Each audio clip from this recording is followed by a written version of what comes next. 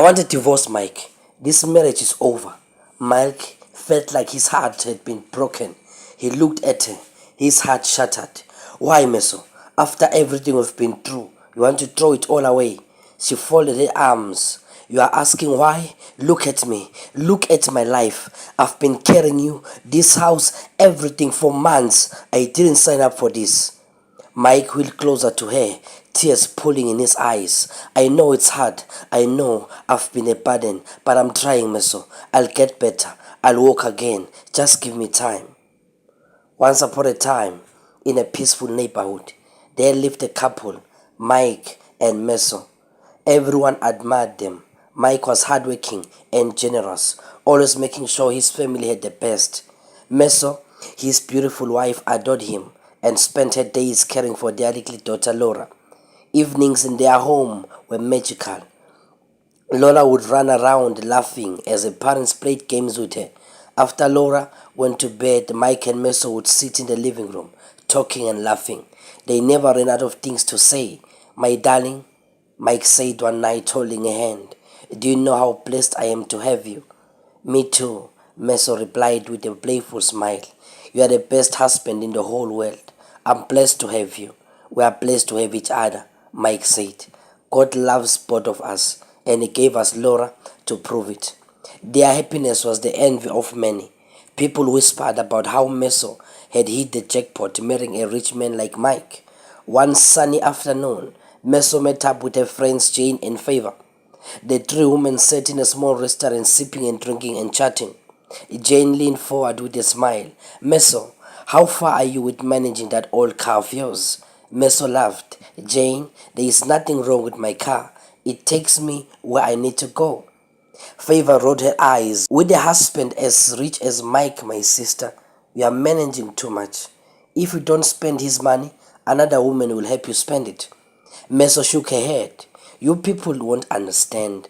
Mike and I don't care about material things that much. We are happy, and that's all that matters.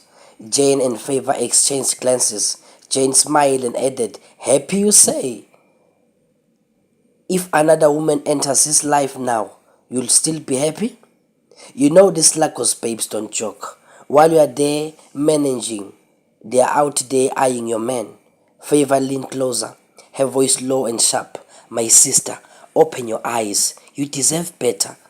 Meso tried to laugh it off, but their words stuck to like glue. She didn't want to show it, but deep inside, a small voice whispered and saying, they are right. That evening when she got home, her mood was different. Mike noticed immediately. My queen, Mike said as he hugged her. What's wrong? You look like you saw a ghost. It's nothing, Meso replied, forcing a smile, but it wasn't nothing. She barely spoke during dinner and went to bed early, leaving Mike puzzled. He sat in the living room, staring at the empty space where they usually chatted. Something was wrong, but he couldn't put his finger on it. Meanwhile, in another part of town, Jane and Favor were celebrating. She'll soon start to question everything, Jane said, clicking her glasses with Favor's. Favor laughed. Let's see how long her so-called perfect life lasts. Little did they know that their plan was already taking root. Jane and Favor sat in Jane's tiny apartment talking about their day, but the topic quickly turned to Meso. Please tell me how someone like Meso, who's not even that beautiful, ended up with Mike, Jane asked, folding her arms. Her face was tight with frustration. She's not even as beautiful as us, yet she's married to a millionaire. Favor nodded and smiled. It's not fair, Jane. We're here struggling to find decent men, and she's busy showing off her perfect life. Did you see the way she talks about her husband? It's as if he's the only man in this world. I feel like slapping sense into her, Jane hissed. My dear, don't worry. That big mouth will soon close. All we need to do is keep giving her bad ideas until she destroys that marriage herself. She's too gullible to know what's happening. Favor burst into laughter. That's true. Before she knows it, Mike will be tired of her, and she'll join us back in the single club. They clicked their glasses and laughed louder, not knowing that their words were setting the stage for a disaster that would soon affect everyone involved. One Thursday evening, Meso's phone rang as she was in the kitchen preparing dinner, while Laura sat at the dining table curating. Hello, she answered. Is this Mrs. Meso? A man's voice asked urgently. Yes, who is this? Your husband has been involved in an accident. Please come to the hospital immediately. The plate in her hand fell to the floor. Jesus, what happened to my husband? Is he alive? The man didn't give many details, only urging her to come quickly. Meso grabbed Rolla out as they rushed out of the house and drove to the hospital. At the hospital, she saw Michael lying on a stretcher, unconscious. His face was bruised and his legs were wrapped in bandages. Tears rolled down her cheeks. Wake up, Mike, she whispered, holding his hand. Days turned into weeks, and Mike finally opened his eyes. The doctors informed Meso that he had suffered severe injuries to his spine and might never walk again. It was a heavy blow, but she tried to stay strong for him. Back at home, the once vibrant Mike was now in a wheelchair. The man who used to run around with Laura and fix things around the house could barely move without help. Meso did her best to take care of him, but the weight of it all started to show.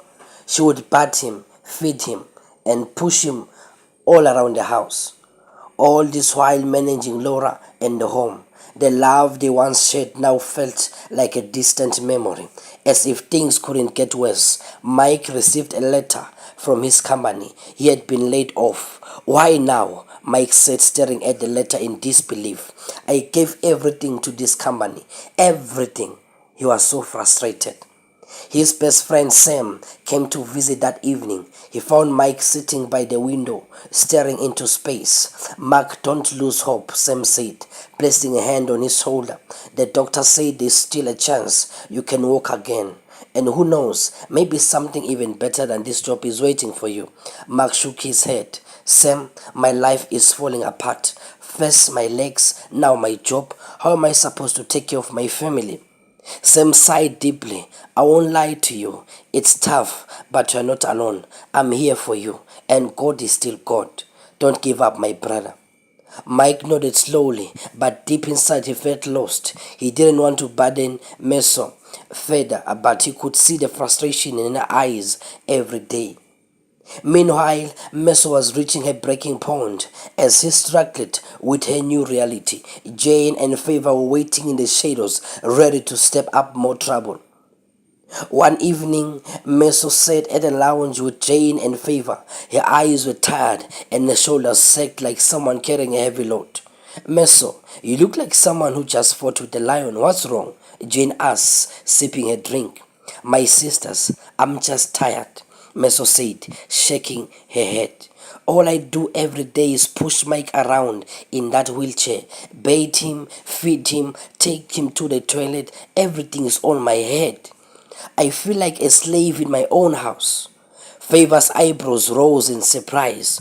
Oh my goodness, why are you killing yourself like this? Doesn't he have brothers or sisters that should come and carry him? His siblings are useless. They only called once when the accident happened and disappeared since then. Jane frowned. You see, that's why you have to think of yourself, my dear. This life is too short. You are too young, fine and smart. Why are you wasting your life like this?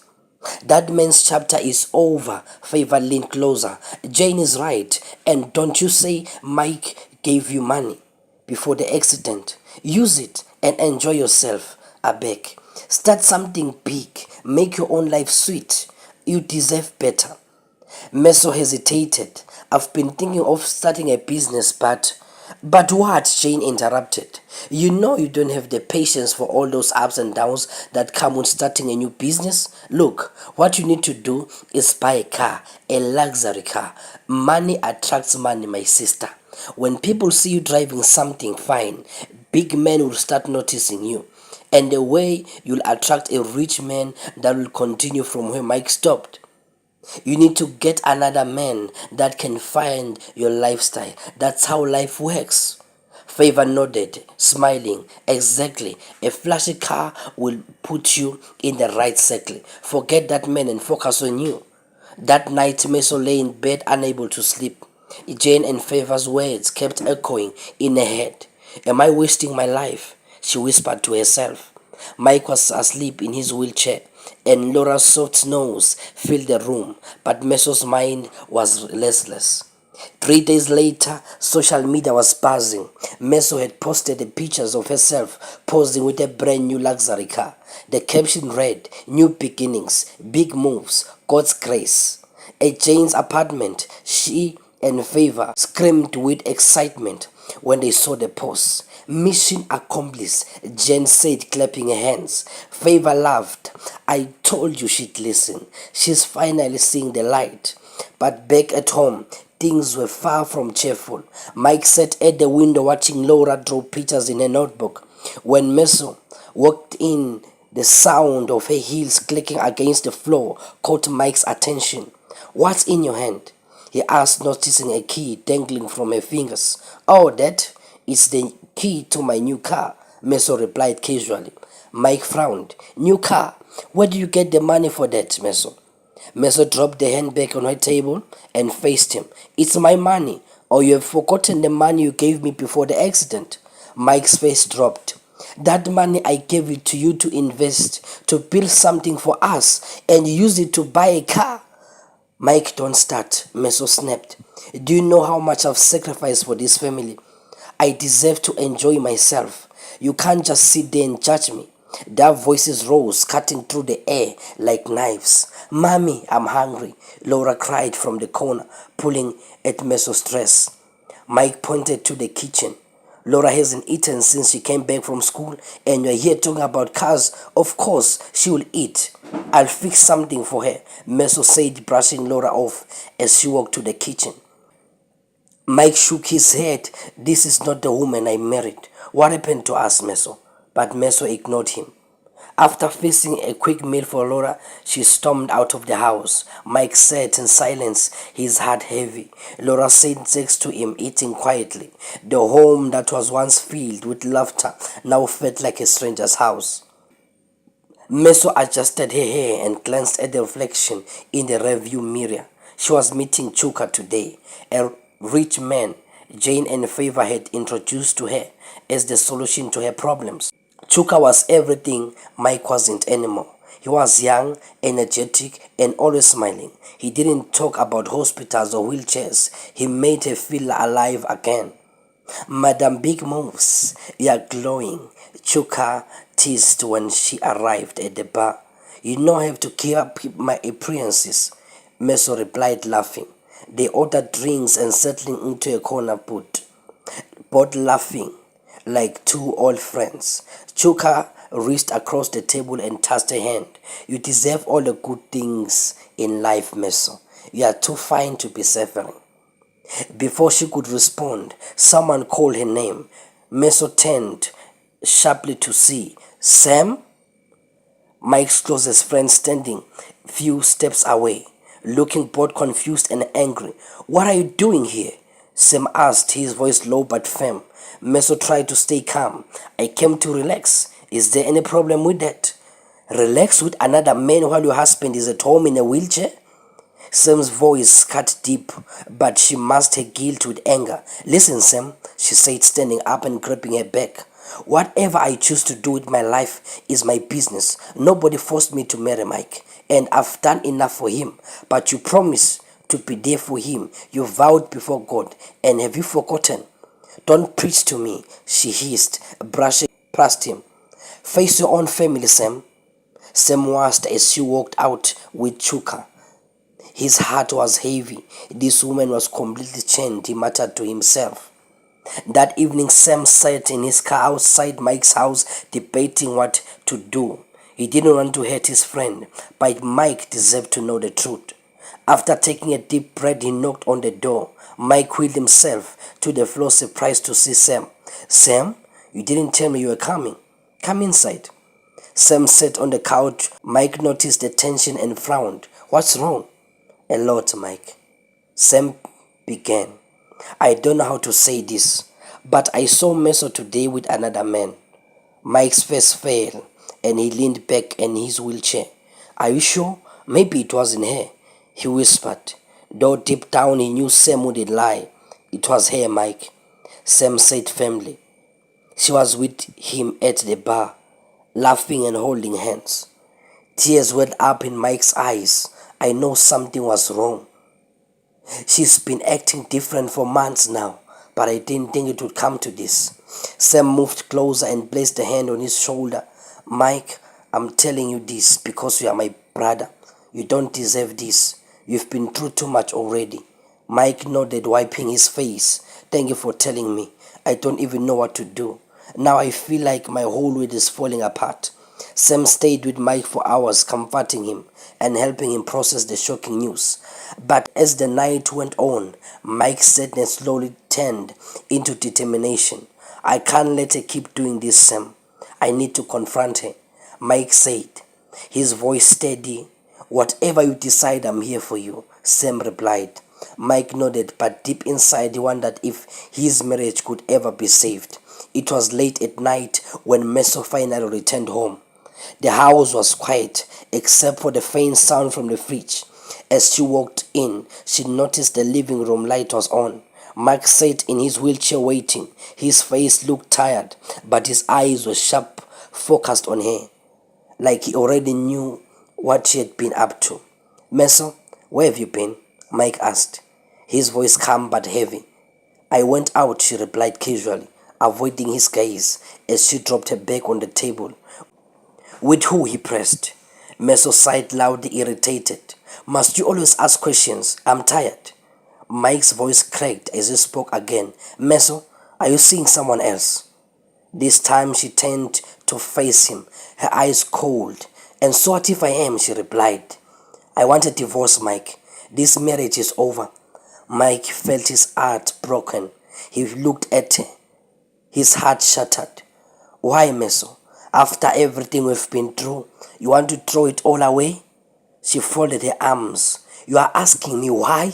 Look at me. Look at my life. I've been carrying you, this house and everything for months. I didn't sign up for this. Mike wheeled closer to her, tears pooling in his eyes. I know it's hard. I know I've been a burden, but I'm trying, Meso. I'll get better. I'll walk again. Just give me time. Meso shook her head, laughing bitterly. Time? Time won't change anything. You are the only one still holding on this sinking ship, Mike. Mike, I've moved on. You should too. Meso, please, think about Laura, Mike pleaded. She needs both of us. Don't do this to her. But Meso's mind was made up. She turned towards the hallway, her voice flat. Laura will be fine. She'll understand one day. Without another word, she slammed the bedroom door, leaving Mike alone in the living room. Mike sat there in silence. His hands trembled as he tried to make sense of everything. He glanced at a picture frame of him, Meso, and Laura smiling together. It felt like a lifetime ago. Inside the bedroom, Meso leaned against the door, tears silently falling down her cheeks. She gripped her phone, a message from Chuka glowing on the screen. Good night, my queen. Can't wait to see you tomorrow. She closed her eyes, her heart torn between guilt and the desire for a new life. As Meso shuts the door on Mike, has she also shut the door to her family's future? Will Mike find a way to heal, not just his body, but his broken heart? What will happen when Chuka's true intentions come to light? Will Meso's friends, Jane and Favor, still stand by her when things fall apart? And what about little Laura? How will this storm affect the innocent child caught in the middle of her parents' choices? This story is far from being over, and the next chapter holds even more shocking twist. Can love, forgiveness, and second chances win against betrayal and selfishness? Stay tuned for the continuation of this thrilling tale. You won't believe what happens next. Thank you so much for watching. If you like the story and you would want us to continue, please give this story a thumbs up and type on the comment section, let this story continue. Do not forget to subscribe to our channel and turn on the notification bell so that when I upload the next one, you guys will be ready and you'll be notified. See you in the continuation. Thank you so much for watching.